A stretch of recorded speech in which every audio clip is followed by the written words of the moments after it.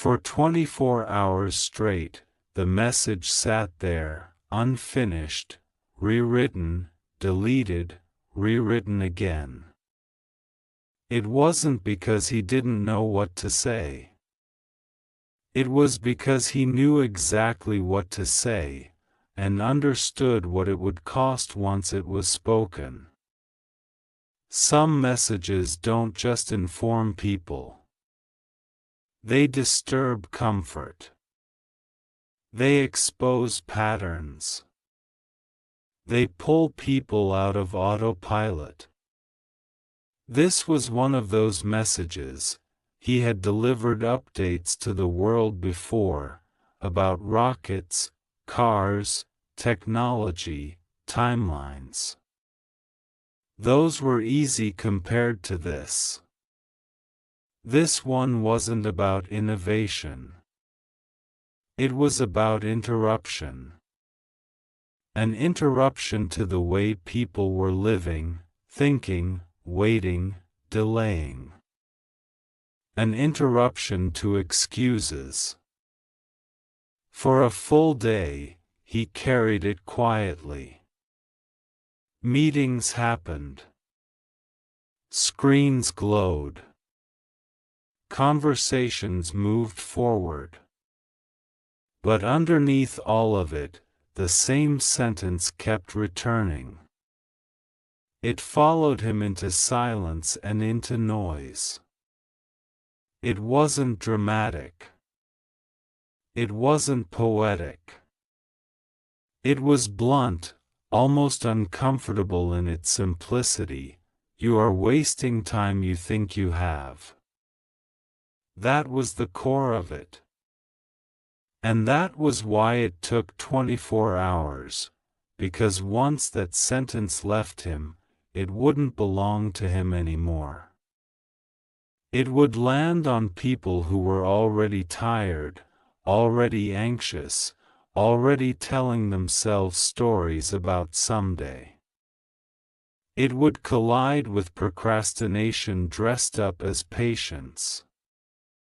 It would challenge the idea that waiting is the same as preparing. He knew how people would hear it. Some would feel inspired. Some would feel attacked. Some would scroll past it, irritated, because it touched something they'd been avoiding. The message wasn't designed to be liked. It was designed to be felt.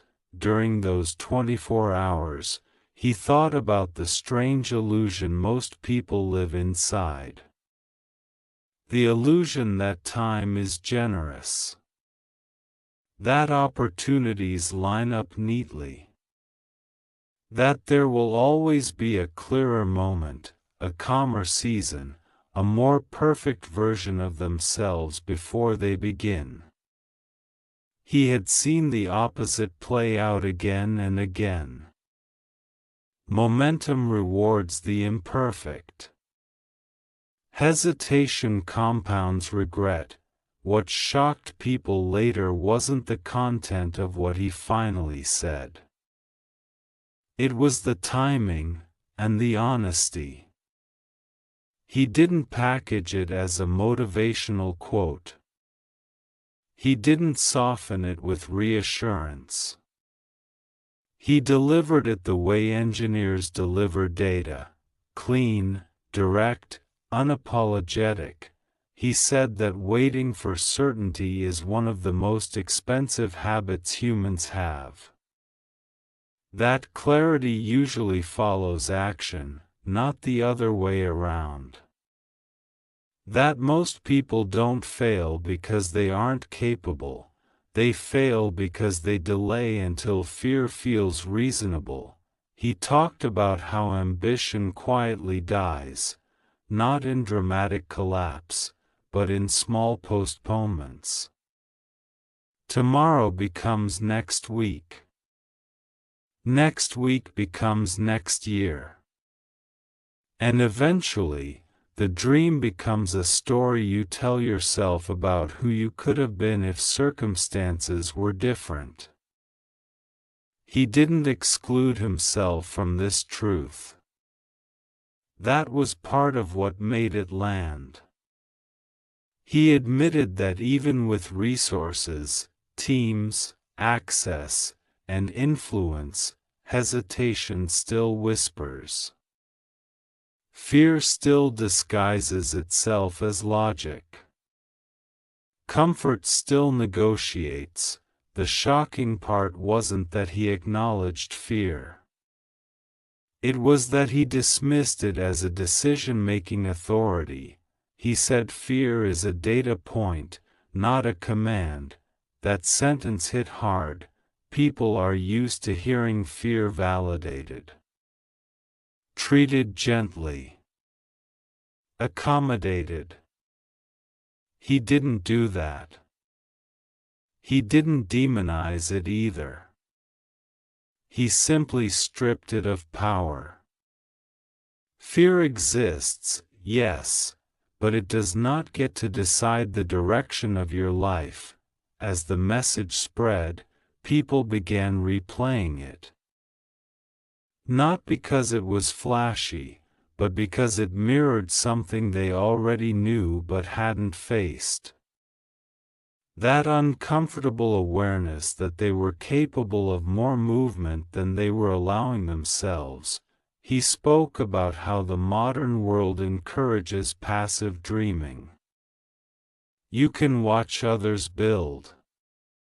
You can consume success as entertainment. You can confuse inspiration with progress. It feels productive, but it isn't. It numbs urgency. He warned that admiration can become a trap if it replaces action. Then he said something that unsettled even his supporters. He said most people don't actually want the life they say they want. They want the image of it, without the weight of becoming someone who can hold it. That sentence didn't trend because it was controversial. It spread because it was accurate.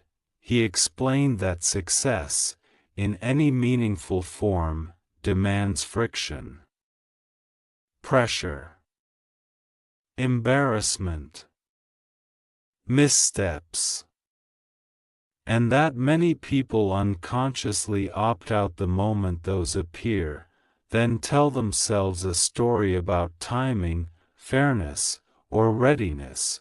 He talked about how intelligence is overrated without urgency. How talent without execution becomes a burden. How potential, when left unused, turns into self-doubt. The message kept circling back to one idea: momentum is a form of self-respect. You don't build confidence first and then act. You act, and confidence follows as a side effect. You don't wait until you feel ready. You move, and readiness catches up. What people found shocking wasn't the harshness, it was the clarity. There was no villain. No conspiracy. No external force holding people back. Just habits. Patterns. Choices repeated quietly over time. He said that if your life feels stagnant, it's rarely because you're trapped. It's because you've been negotiating with discomfort instead of passing through it. That line lingered. He spoke about how long-term thinking is misunderstood.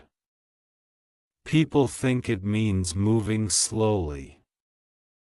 He argued the opposite. Long-term thinkers move fast on decisions and slow on regret. They don't wait for perfect conditions, they create momentum early and adjust along the way. The 24-hour delay suddenly made sense. This wasn't a message meant to entertain. It was meant to interrupt narratives people rely on to stay comfortable. He ended by saying something unexpectedly quiet. He said, "If this bothers you, that's information. Don't ignore it. Not an instruction. Not a demand. An observation." And that's why the message stayed with people, because after it ended, there was no applause cue. No next video. Just a mirror. People began asking themselves questions they'd been avoiding. Why am I waiting? What exactly am I afraid of losing? How much time have I already traded for comfort? If nothing changes, where does this trajectory actually lead? The shock wasn't in his words alone. It was in the silence that followed, where excuses suddenly sounded thin. Some dismissed it. They said he didn't understand normal life, normal pressure, normal limits. But even that reaction revealed something. The need to defend delay. The instinct to protect the pause. Others felt energized, not because they suddenly had answers, but because they stopped pretending they needed them. The message didn't promise success. It didn't guarantee outcomes. It didn't offer a formula. It offered responsibility, and responsibility is heavier than motivation. 24 hours to decide whether to release it.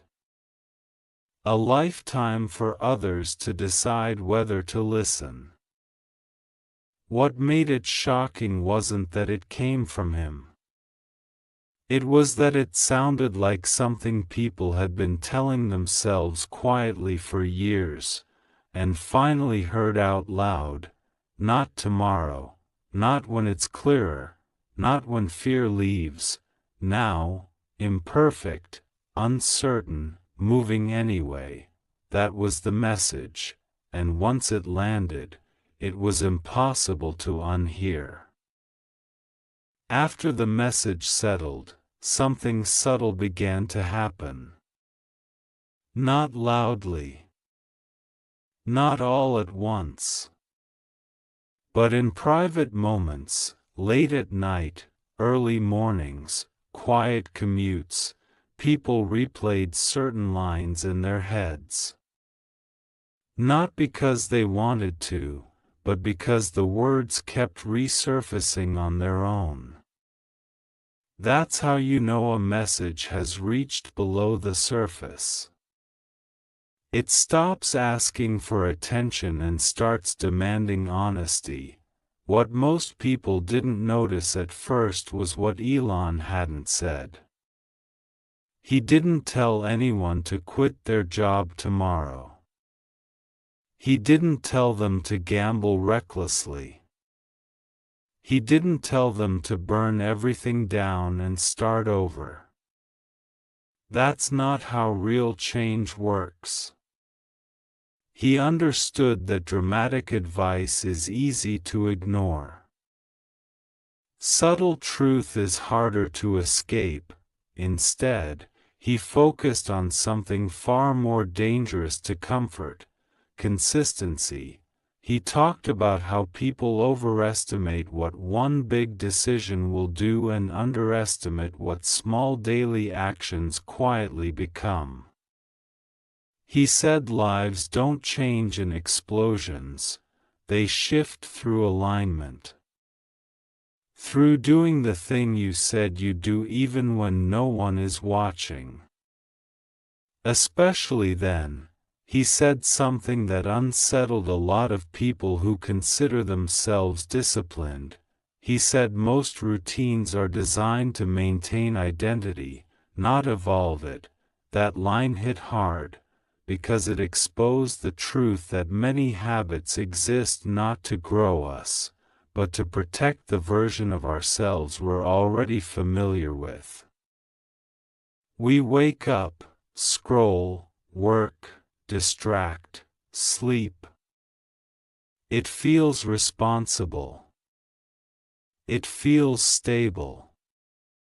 But underneath it, weeks pass without friction, and friction is where growth lives.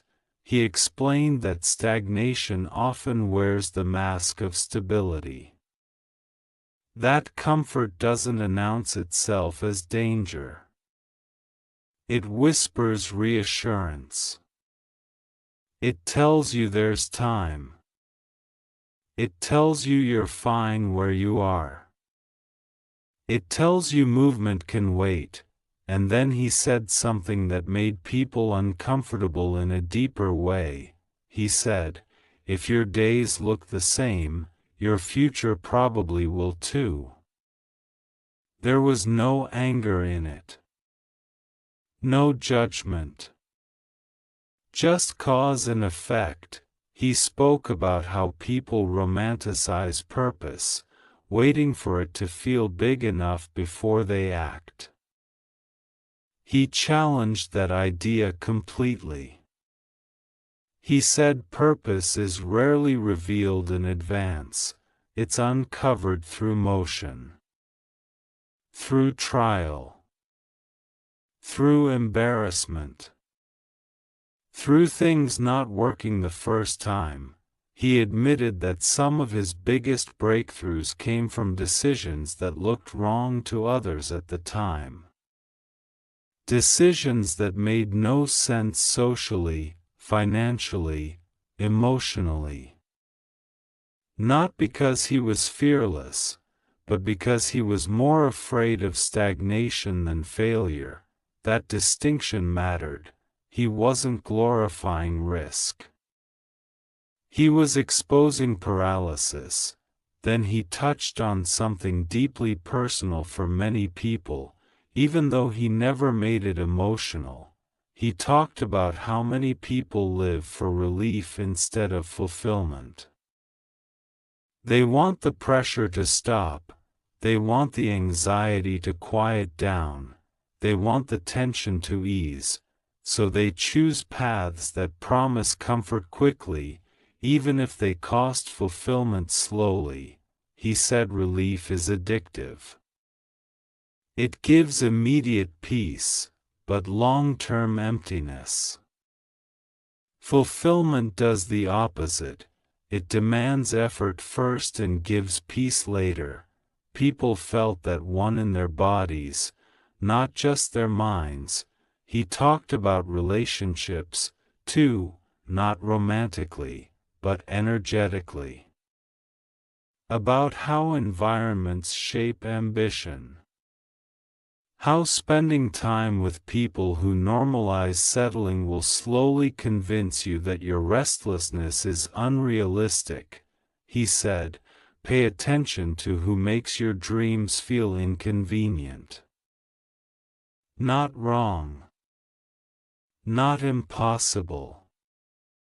Inconvenient, because that's often where dreams die, not in criticism, but in subtle discouragement. In raised eyebrows. In jokes. In silence. He didn't say to cut everyone off. He said to notice. Awareness changes behavior naturally. As the message continued to circulate, people started realizing it wasn't really about work, money, or success. It was about ownership, ownership of attention, ownership of time, ownership of direction. He said if you don't decide what your life is about, something else will decide for you. Algorithms. Expectations. Survival loops. None of which care about your potential. he addressed burnout in a way that surprised people. He said burnout doesn't always come from doing too much. Often, it comes from doing too little of what actually matters to you. From spending energy on obligations while starving purpose. That reframed everything. People who thought they were lazy realized they were misaligned. People who thought they were unmotivated realized they were uninspired. People who thought they lacked discipline realized they lacked meaning. The shock deepened, not because the message was harsh, but because it was precise. Then he said something quietly devastating. He said, "One day, you will be too tired to start. Don't wait for that day. No drama. No fear tactics. Just truth." He talked about aging, not physically, but mentally. How the mind slowly learns what to expect from itself. How repeated delay trains the brain to associate desire with disappointment. How that's why older versions of ourselves often dream smaller, not because they're weaker, but because they've practiced disbelief for too long. That realization stayed with people. He wasn't warning about failure, he was warning about erosion, and then, almost as an afterthought, he addressed comparison. He said watching others succeed can either activate you or anesthetize you. If it makes you feel small, step away. If it makes you curious, lean in. Your reaction tells you whether you're consuming or learning. The message didn't end with hope in the way people expect. It ended with responsibility again. With choice. He said nothing magical would happen after hearing it. No sudden clarity. No external sign. Just a moment, right after the discomfort, where a decision becomes possible, not a life decision, a direction decision, to move instead of delay, to start instead of plan endlessly, to act imperfectly instead of thinking perfectly. That's where the real shock lived, not in what he said, but in what people realized they could no longer unsee. And once that awareness settled in, the question wasn't whether the message was true. The question became whether they would keep living as if it wasn't. By the time people reached the end of the message, something unexpected happened. There was no urge to share it immediately. No rush to comment. No need to argue. It created a pause instead. The kind of pause that doesn't feel empty, but heavy. Like standing at the edge of a decision you've been circling for years and suddenly realizing there's no new information coming. Only choice. What made the final part unsettling was how quiet it was. He didn't raise his voice metaphorically. He didn't escalate. He slowed everything down. As if he knew that urgency, when shouted, turns into noise, but urgency, when whispered, turns into resolve. He said that most people believe their life will change because something external will force it to. A crisis. A breakthrough. A person. An opportunity. But that belief quietly keeps them passive. Waiting. watching, preparing forever. He said change rarely announces itself with fireworks. More often, it arrives as an invitation that feels inconvenient, poorly timed, and slightly uncomfortable. And the tragedy is that people often recognize those moments, and still decline them, not because they don't care, but because they underestimate how rare those moments actually are. He talked about how people confuse being busy with being alive. How full calendars can still produce empty years. How motion without intention eventually feels like exhaustion instead of progress. He said something that stayed with people long after the message ended. He said, "Your future doesn't need your confidence. It needs your participation." That reframed everything. You don't need to feel ready. You don't need to feel fearless. You don't need to feel certain. You need to show up, again and again, especially on days when motivation is gone and doubt is loud. He acknowledged that many people are carrying disappointment from past attempts. Projects that failed. Relationships that didn't become what they hoped. Versions of themselves they tried to build and couldn't sustain. He didn't minimize that pain. But he refused to let it become a permanent excuse. He said experience is only wasted if you let it convince you to stop trying. Then he addressed something people rarely admit out loud. He said some people are secretly afraid that if they actually try, and still fail, they'll lose the story that protects them. The story that says, "I could have, if I wanted to." Potential feels safer than proof. Proof removes ambiguity that hid deeply, because it exposed how ego hides inside delay. How pride sometimes prefers unrealized greatness over visible effort. He said humility isn't thinking less of yourself. It's being willing to be seen trying. The final part didn't offer reassurance that everything would work out. He was honest about uncertainty. About risk. About the fact that effort does not guarantee outcome. But then he said something grounding.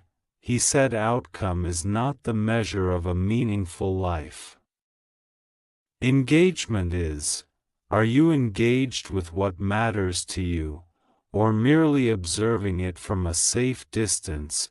He said when people look back on their lives, they don't regret failing at something meaningful. They regret never giving themselves permission to fully attempt it. He talked about time again, but differently this time. Not as something running out, but as something responding to action. Time expands for people who move. It contracts for people who wait. Days feel longer when you're aligned. Years disappear when you're not, and then he closed the message with something that felt almost personal. Even though it was delivered to millions, he said there will be a moment after this, maybe minutes, maybe hours, where life tries to pull you back into its usual rhythm. Notifications. Obligations. Distractions. The old narrative will return and tell you this was interesting, inspiring, maybe even true, but not urgent. He said that moment is the real test, not tomorrow, not next week, not when you feel different, but what you do next. One small action, one honest step, one decision that aligns behavior with the life you claim you want. He said if nothing changes after hearing this, that's not failure. It's information. And information, when faced honestly, can still lead to change later. But he warned not to romanticize later. Later is where intentions go to sleep. The final words weren't dramatic. They weren't designed to be quoted. They didn't wrap the message in hope or fear. They simply returned responsibility to where it belongs, in your hands, in your schedule, in your next choice. And that's why what he said after those 24 hours felt shocking, not because it was loud or extreme, but because it removed the last place to hide. After that, the message didn't need to follow people anymore. It stayed, quietly, waiting to see whether they would move, or keep telling themselves